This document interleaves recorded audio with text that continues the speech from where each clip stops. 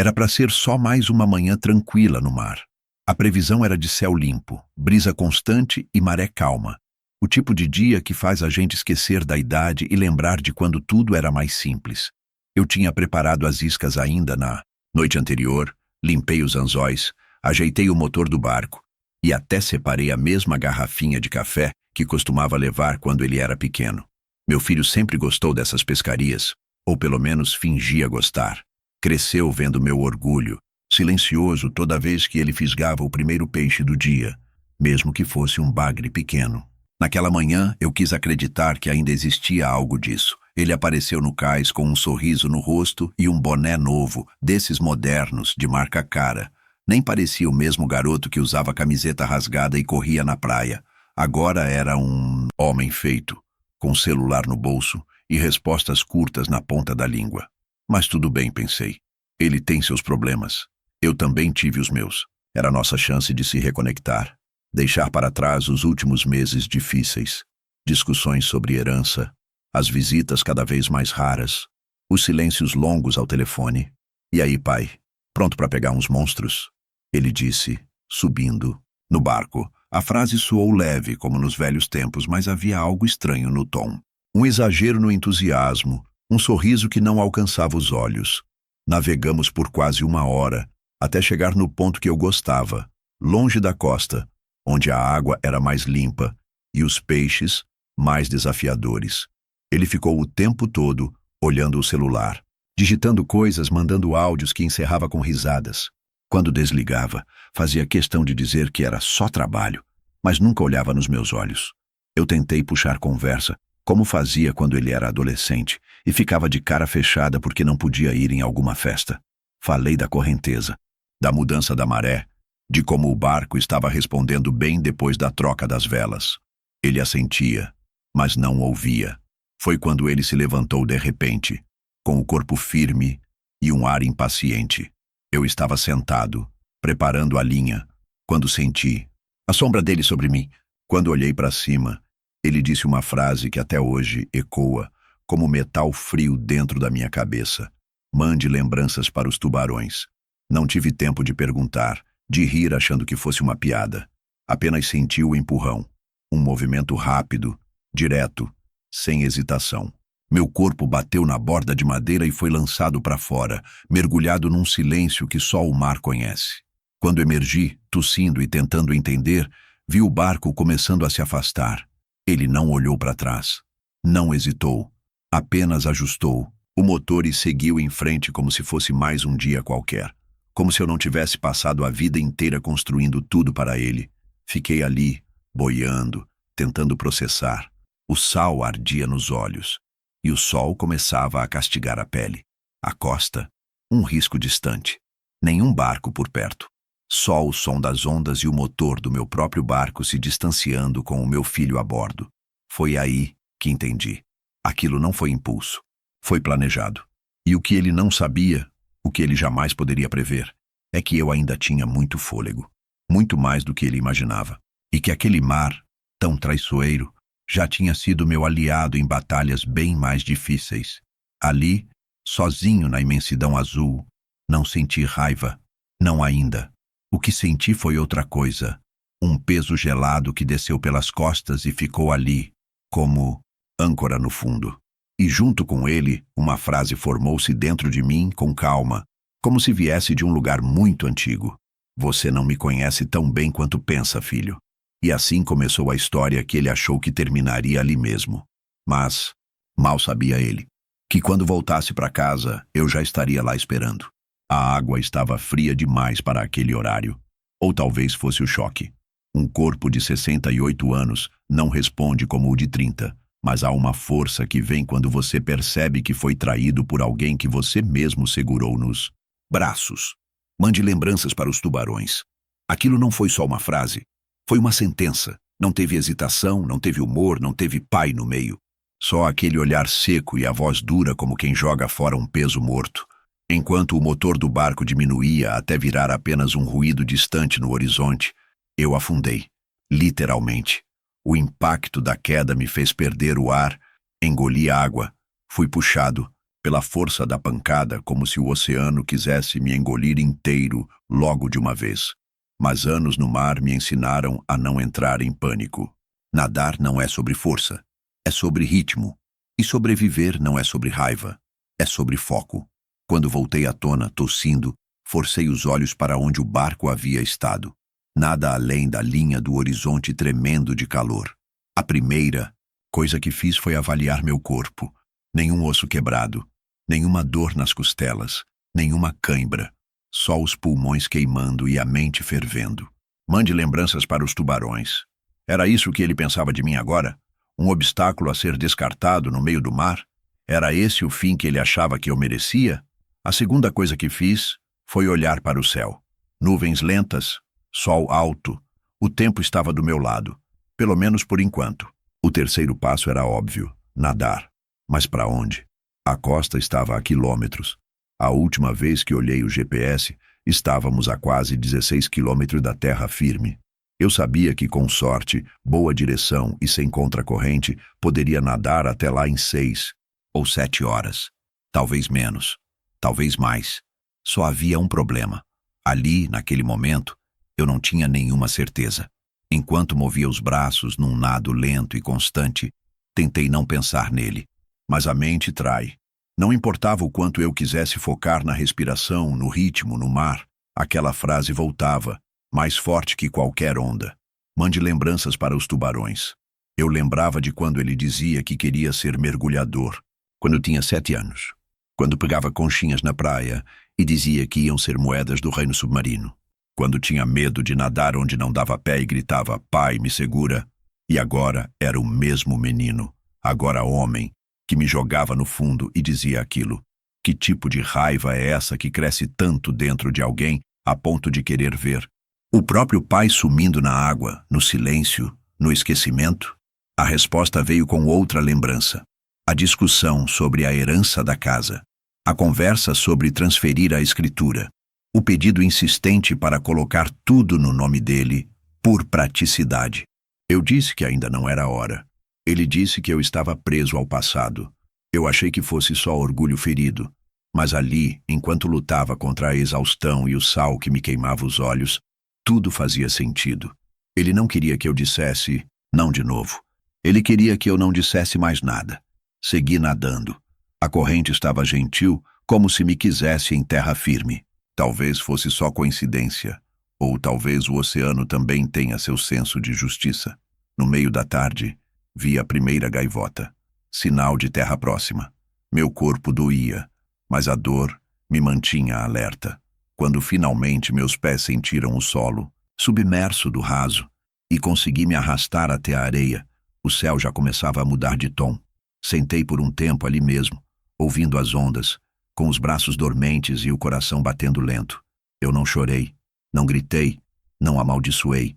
Apenas fiquei ali, respirando com dificuldade, olhando para o sol poente. Depois de tudo, eu ainda estava vivo. E mais importante do que isso, agora eu sabia o que meu filho tinha feito. Sabia o que ele queria. Sabia do que ele era capaz. E ele não sabia que eu estava vivo. Naquele momento, algo em mim virou uma chave. Eu não voltaria como vítima. Eu voltaria com silêncio e precisão. Mas antes de qualquer reação, eu precisava recuperar as forças e planejar. Porque se ele achava que tudo acabaria ali, no meio do mar, era porque nunca me conheceu de verdade. Não existe som mais cruel do que o silêncio de um motor que desaparece enquanto você ainda está com a cabeça submersa. Na primeira hora, tudo o que eu ouvia era o meu próprio corpo. O coração batendo forte, o ar entrando e saindo como se cada respiração fosse uma negociação entre a vida e o cansaço. As braçadas não eram rápidas, mas firmes. Eu aprendi ainda jovem que o mar respeita quem não briga com ele. Resistir demais te faz afundar. Aprendi isso com meu pai. Ele dizia, não é o músculo que salva, é a paciência. Naquele momento, a única coisa que podia me manter vivo era isso. Paciência. O sol batia direto nas minhas costas e refletia nas ondas como uma lâmina de solda aberta sobre minha pele.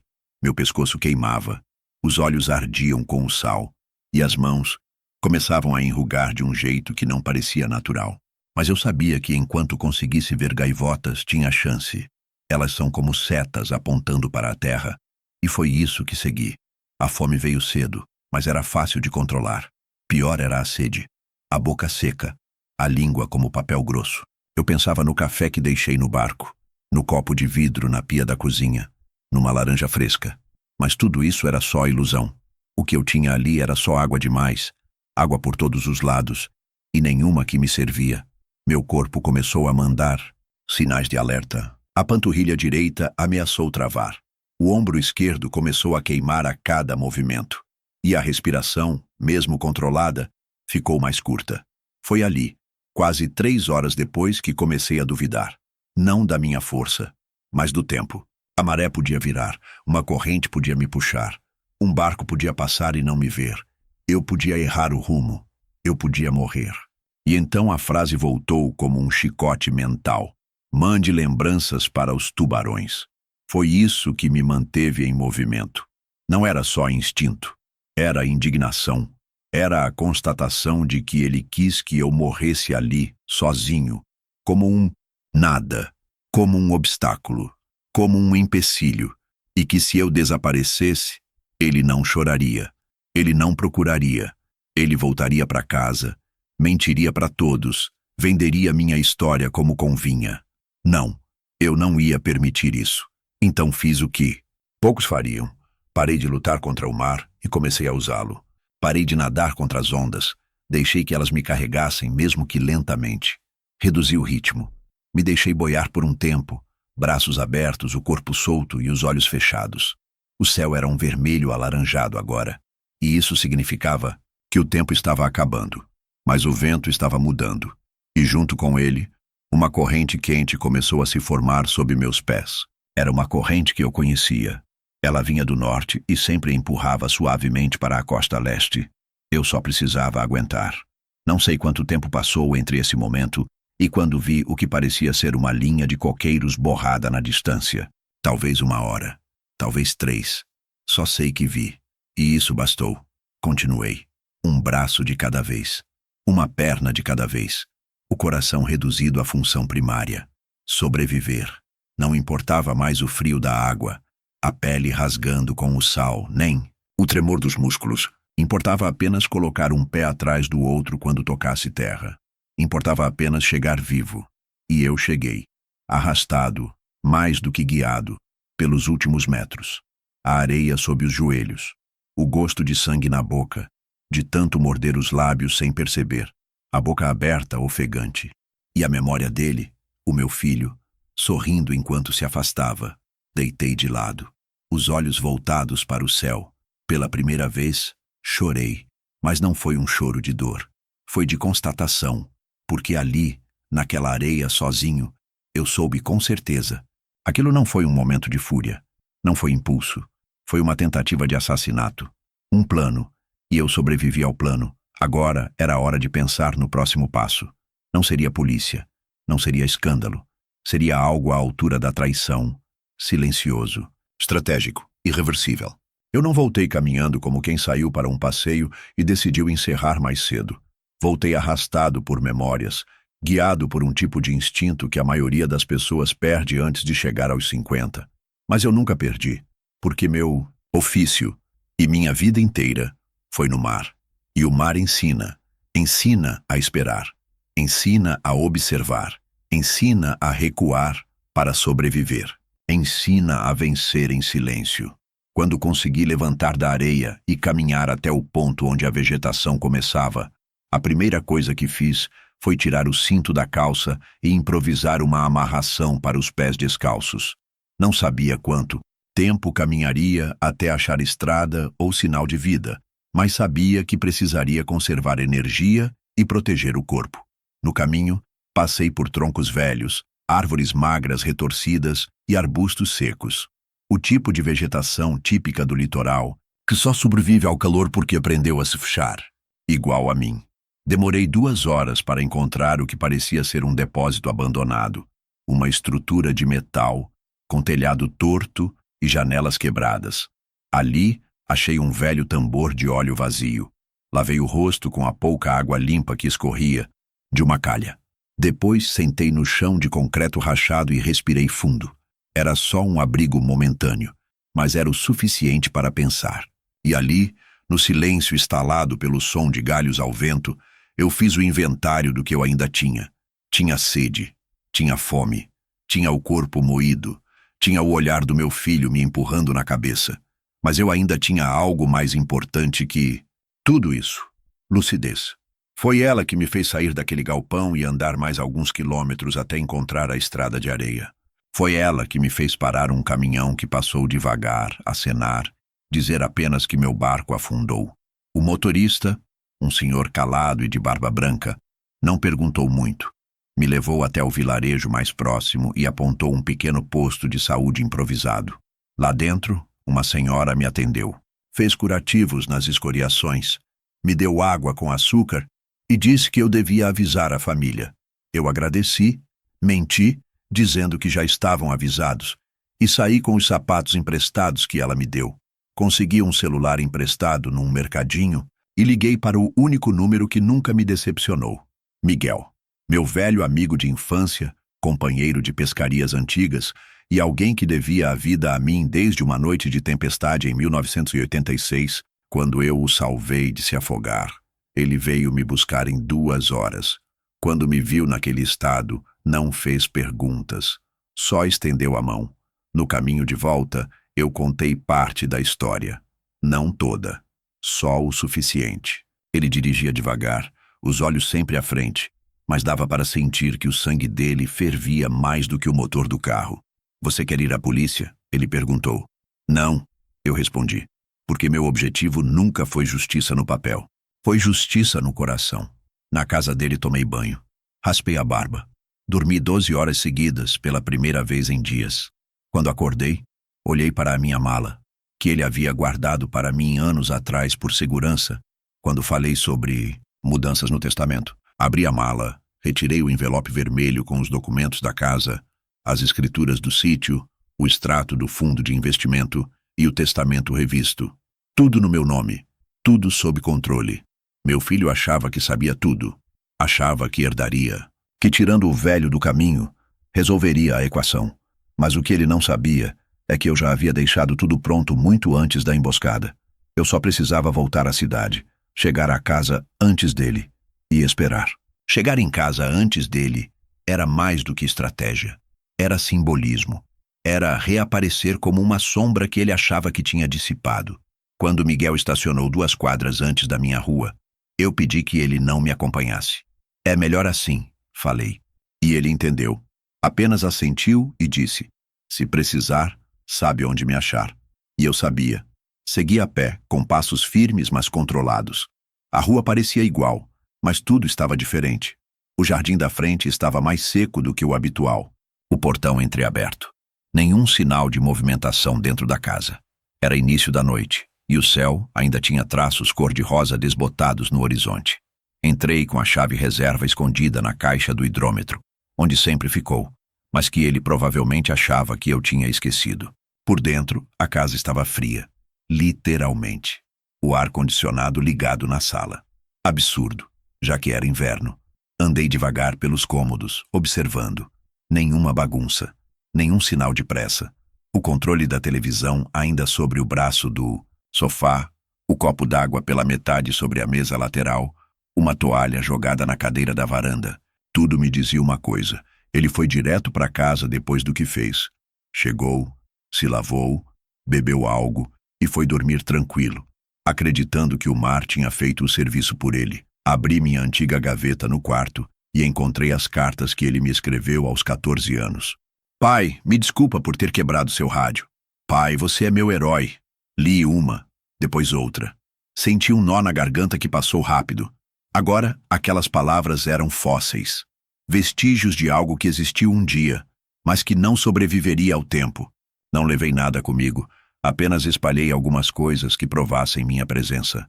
Um chinelo virado no banheiro, o porta-retrato de cabeça para baixo na estante, uma xícara no escorredor da pia, a minha escova de dentes no copo. Detalhes, marcas de que alguém esteve ali. E então fui para o quarto de hóspedes, o mesmo onde dormi depois da cirurgia do quadril anos atrás, e esperei.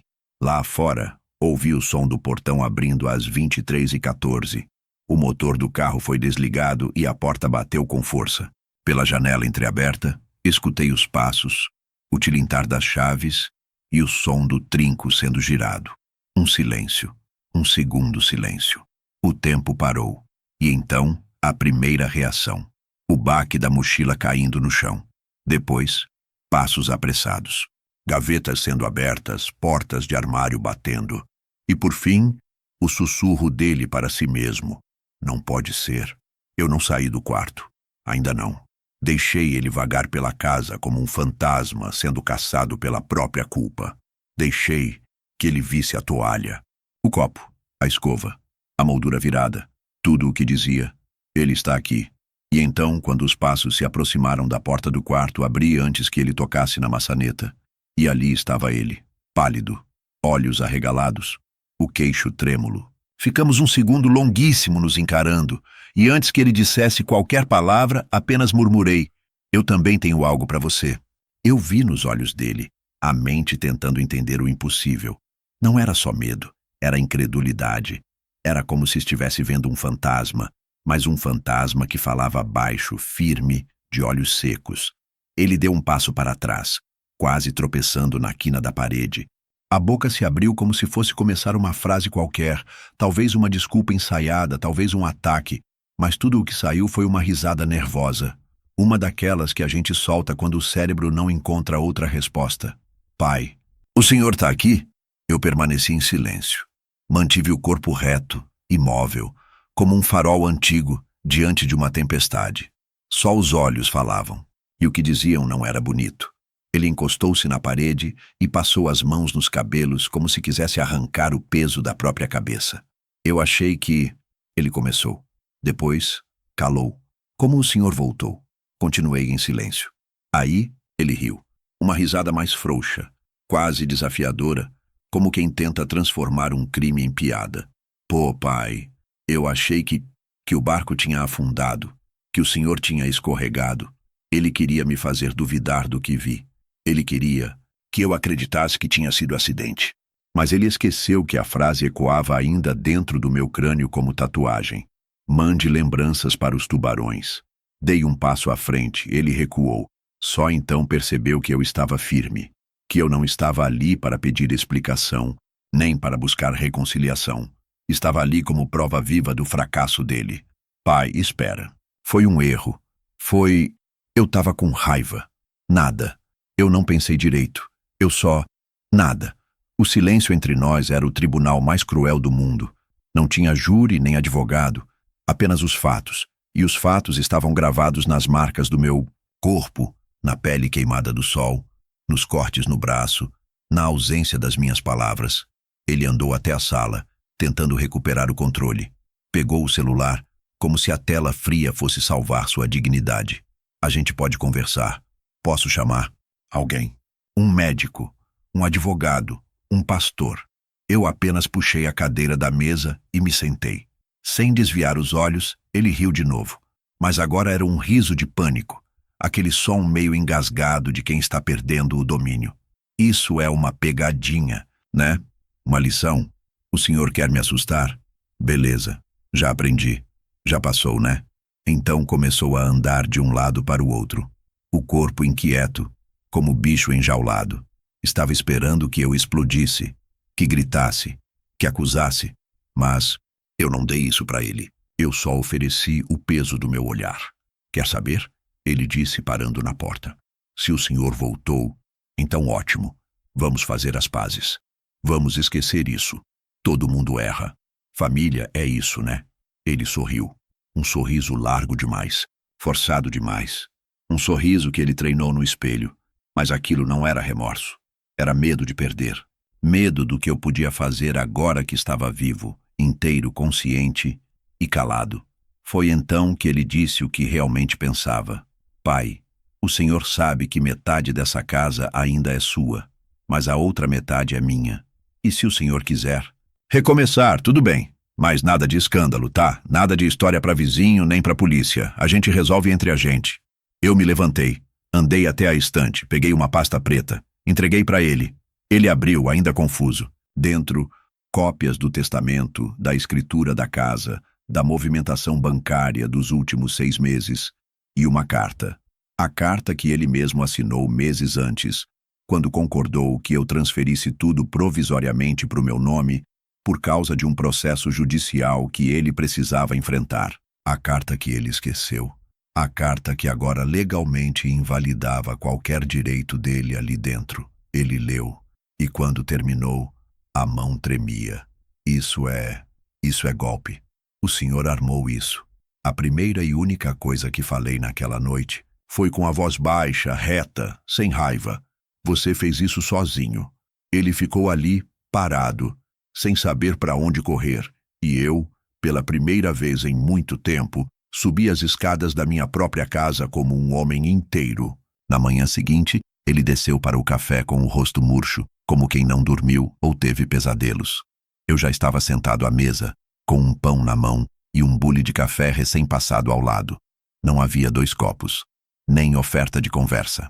Apenas o cheiro do café e o som da cadeira sendo arrastada por ele, com hesitação. Sentei ali como sentava há anos, no mesmo lugar, com a mesma calma, só que agora com o tipo de silêncio que pesa no ar como tempestade prestes a estourar. Ele olhava de lado, buscando sinais, tentando entender se havia alguma brecha. Eu não ofereci nenhuma. Comi devagar. Tomei o café devagar, como se tudo ao redor estivesse em ordem. Mas tudo estava desmoronando. Só que não para mim. O senhor vai continuar assim? Ele perguntou de repente. Sem dizer nada, continuei. Mastigando, pai, olha. Eu sei que o que eu fiz não foi certo, mas também não foi o fim do mundo, tá? Ah, como ele queria reescrever os fatos. Transformar tentativa de homicídio em mal-entendido. Empurrão planejado em susto. Gelo em abraço mal interpretado. Se o senhor quiser ir para a polícia, tudo bem, ele disse, tentando parecer calmo. Mas isso vai acabar com tudo. Vai expor a família, vai dar problema para todo mundo. O senhor sabe como funciona, né? Melhor a gente resolver isso entre nós, como adultos. Eu me levantei, peguei o prato vazio e lavei com a calma de quem tem tempo. Sequei, guardei. Depois caminhei até a varanda e sentei na cadeira de palha. Ele ficou me seguindo pela casa como um cachorro que sabe que fez besteira, mas ainda espera por um carinho. O tempo era meu agora, e o silêncio, minha única resposta. Naquele mesmo dia, ele saiu de casa e ficou fora por horas. Quando voltou, tinha a cara amarrada e os olhos fundos. Falei com um advogado. Ele disse do corredor. Ele me explicou que mesmo com aqueles papéis, o senhor vai precisar de um juiz para tirar meu nome da casa. Parei de varrer o quintal. Olhei para ele e soltei apenas uma frase. Já falei com o juiz.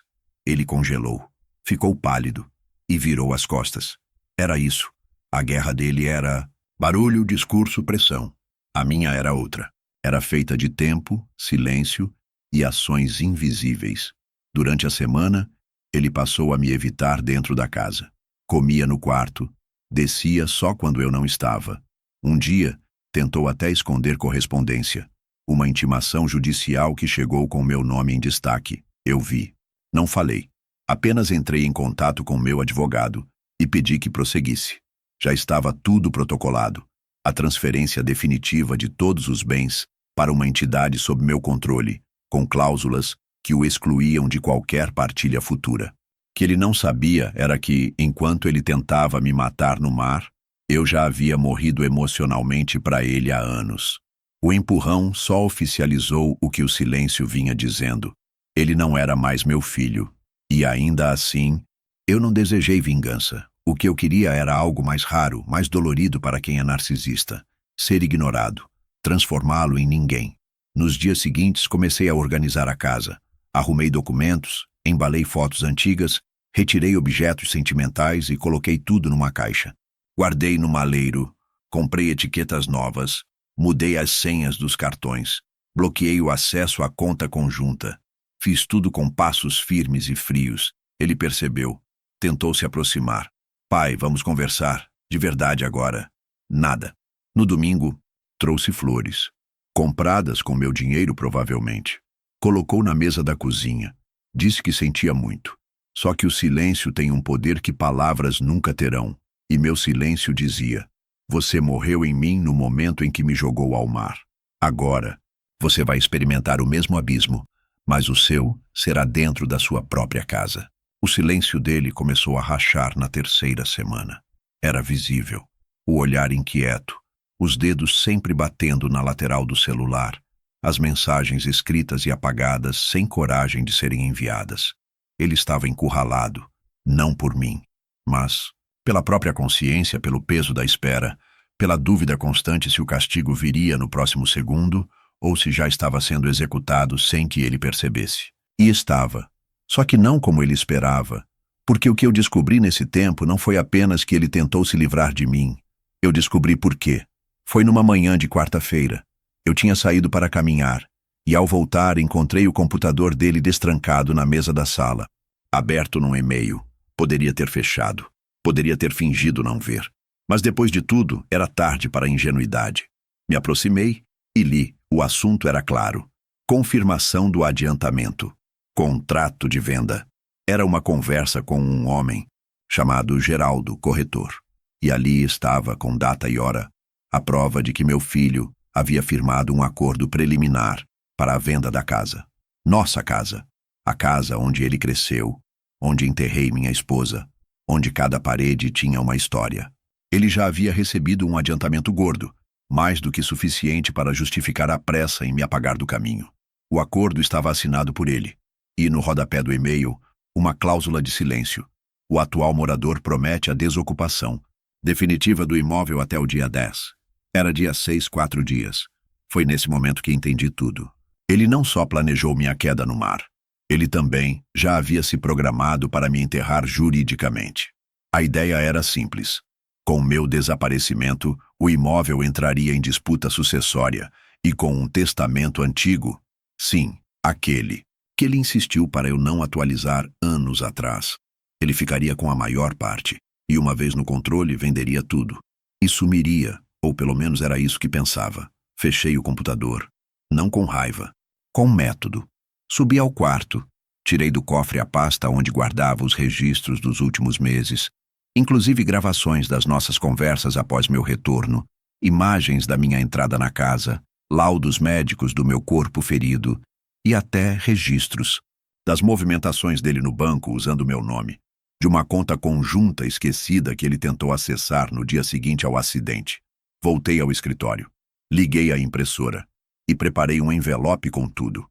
O destinatário, o próprio corretor. Na carta, informei que qualquer contrato seria nulo, pois havia fraude, tentativa de homicídio e usurpação patrimonial, assinada com firma reconhecida. Levei ao cartório naquela mesma tarde. Enviei por serviço expresso com rastreio e tirei uma cópia. Na volta, ele estava sentado no sofá, com o olhar vazio. Algo nele já começava a perceber que a tempestade tinha nome e endereço, o dele. Naquela noite, ele tentou puxar conversa mais uma vez. Pai, o senhor tá bem? Respondi com a pergunta que ele nunca esperou ouvir. Você vai fazer o que quando a venda da casa for cancelada? Ele empalideceu. Que venda? Apenas encarei. Ele baixou os olhos. E naquele segundo, mesmo sem confessar nada, eu soube que ele entendeu. Sabia que eu sabia. E agora, com isso, tudo o que restava era esperar pelo golpe final, porque o jogo dele era financeiro, o meu, existencial, e ele estava jogando contra alguém que já tinha perdido tudo. E mesmo assim voltou à superfície. Não é o grito que assusta, é o silêncio que permanece quando tudo deveria ter explodido. E o silêncio que eu mantive nos dias seguintes não era covardia, era estratégia. A raiva é uma faca cega, mas a calma corta sem fazer barulho. Enquanto ele andava pela casa como um homem prestes a cair, eu me movia como alguém que já havia vencido, porque já tinha. Não diante de um tribunal, nem diante da opinião pública, mas diante do destino. Ele tentou me afogar, e quem afundou foi ele. A resposta começou a se construir no detalhe. Liguei para o banco e finalizei o encerramento da conta conjunta. Depois enviei os documentos do e-mail interceptado ao Ministério Público com uma denúncia por tentativa de fraude patrimonial. Em paralelo, ativei a nova cláusula do meu testamento que impedia judicialmente qualquer contestação por parte de herdeiros deserdados. Sim, deserdado. Palavra forte, mas precisa. Na manhã do dia 9, um dia antes do prazo em que ele prometera desocupar o imóvel para o comprador, fui pessoalmente ao cartório e oficializei a revogação de qualquer autorização de venda ou alienação da casa. À tarde fui à delegacia sem pressa. Levei o laudo médico, as fotografias dos ferimentos, as mensagens arquivadas e os relatos gravados de 3 pessoas que haviam me socorrido após minha chegada à costa. Fiz o boletim. Não para prendê-lo, mas para registrar, para deixar tudo carimbado, porque um pai pode se calar, mas um sobrevivente documenta. No dia seguinte, ele acordou com o som da campainha. Era o oficial de justiça. O envelope que entregaram continha a contestação judicial da venda da casa, a intimação para esclarecimento sobre a tentativa de golpe financeiro e o aviso da perda total dos direitos, como herdeiro direto. Ele subiu correndo as escadas, chutou a porta do meu quarto e gritou: "O que é isso? O que você fez?" Eu não levantei, nem me virei. Apenas abri a gaveta e entreguei a ele a carta que ele escreveu com 14 anos. Aquela que dizia: "Pai, eu nunca vou te trair." Ele olhou, engoliu seco e saiu. No fim daquela tarde, recebi uma ligação do corretor. Voz tensa: "Senhor, me desculpe, eu não sabia da situação. Já estou cancelando tudo. O adiantamento será devolvido, não quero confusão." Respondi com apenas uma frase: "Não, a confusão, só justiça." Naquela mesma noite, enquanto ele arrumava malas no corredor, deixei sobre a mesa um envelope com o último presente que receberia de mim. Uma única folha impressa, com a mensagem final: "Você me jogou ao mar, mas esqueceu que quem me ensinou a nadar fui eu mesmo." Ele saiu com os ombros caídos. Não levou quase nada, talvez porque sabia que nada do que estava ali lhe pertencia de verdade. Talvez porque percebeu que jamais entenderia o que perdeu. Enquanto o portão se fechava, eu permaneci onde estava, respirando fundo. Não houve lágrimas, não houve adeus. A vingança não foi gritada. Ela foi escrita com cada passo que ele deu para longe da casa que tentou vender e o mundo que ele quis construir. Sobre os escombros da minha ausência, desabou. 3 semanas se passaram desde que ele saiu. A casa respirava de novo. Cada parede parecia mais alta, cada janela mais clara. O silêncio, que antes era um campo de batalha entre mim e ele, agora era só meu. Um velho companheiro que voltava, depois de anos de exílio. Eu limpava os cômodos devagar, sem pressa. Coloquei os porta-retratos no lugar. Voltei a ouvir o som do rádio AM de manhã. Até o cheiro da madeira envelhecida nos armários parecia diferente. Não esperei que ele voltasse. Achei que não teria coragem. Mas quando o carro prateado estacionou na frente da garagem às 18h47 de uma quinta-feira chuvosa, eu já sabia que era ele. A chuva pingava na varanda quando ouvi os passos no cimento. Bati a última página do jornal sobre a mesa, respirei fundo e esperei. 3 toques na porta. Depois silêncio. Abri. Ele estava com o capuz molhado, a mochila no ombro e a expressão derrotada. Não havia mais bravata, nem riso forçado. Só um olhar vago de alguém que já tinha entendido tudo tarde demais. "Pai, posso entrar?" Fiz que sim com a cabeça, mas não me movi. Ele entrou como um estranho. Se sentou, olhou para as mãos, respirou fundo, tentou dizer algo 3 vezes e falhou.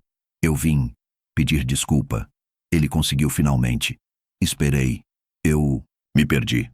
Eu achei que podia dar um jeito, que nada ia acontecer de verdade, que o Senhor ia desaparecer e que tudo ia se ajeitar. Ele olhou para mim, mas o Senhor voltou. Permaneci quieto. E eu percebi que o Senhor não voltou só vivo. Voltou outro. Pela primeira vez, ele não estava errado. Ele tirou da mochila um envelope e o colocou sobre a mesa. É tudo que me restou do adiantamento. Eu devolvi o que consegui. O resto, o corretor já cancelou. O homem que ia comprar nem quer ouvir meu nome. Esperei. Eu não vim pedir nada. Só vim dizer que eu sei o que fiz. E que, se eu fosse o senhor, nunca me perdoaria. Levantei da cadeira. Fui até o armário. Peguei a caixa azul. Entreguei a ele. Isso é o que sobrou da minha confiança. Ele abriu. Dentro, as cartas dele de infância, os desenhos, as lembranças, todas juntas. As que resistiram à água, ao sal e ao tempo. Ele tocou com cuidado, como se fossem relíquias. Foi aí que eu falei. A primeira frase desde que ele voltou. Você me jogou no mar achando que eu afundaria. Mas eu fui feito por ele. Fui forjado naquela água. Enquanto você sorria pensando que me via pela última vez, eu já estava nadando de volta. Porque quando você cresce com o mar no peito, o que vem te matar só te ensina a respirar mais fundo. Ele abaixou a cabeça. E agora, continuei. Você veio até aqui esperando que eu te desse algo. Uma resposta. Uma absolvição. Talvez um abraço. Então me aproximei. Olhei nos olhos dele. Mas eu também tenho algo para você. Do bolso, tirei o envelope branco com a nova escritura da casa. Com um único nome. O meu. E com ele, uma carta impressa. A carta do advogado. A que dizia que a herança, os bens, os direitos, haviam sido redirecionados para instituições que cuidavam de idosos abandonados por suas famílias. Ele leu, linha por linha. As mãos tremiam. Eu não vou te punir, filho, eu disse. Mas também não vou te carregar. O que você tentou fazer comigo foi me apagar da sua vida. Tudo bem, eu aceitei. Mas agora entenda. O que você destruiu não foi apenas a nossa história. Foi o futuro que você teria dentro dela. Ele quis dizer algo, mas não conseguiu. Ficou ali por alguns minutos. Depois se levantou. Olhou uma última vez ao redor da casa que não era mais dele e saiu, sem bater a porta, sem dizer adeus. A chuva continuava. Eu fechei a porta devagar e pela primeira vez em muito tempo tomei um café quente à noite, sozinho, em paz. Meu filho me jogou no mar e voltou esperando encontrar um velho vencido, mas encontrou um homem de volta ponto inteiro, mais forte, e com uma resposta definitiva. Aqui quem afunda é quem não sabe nadar. Fim.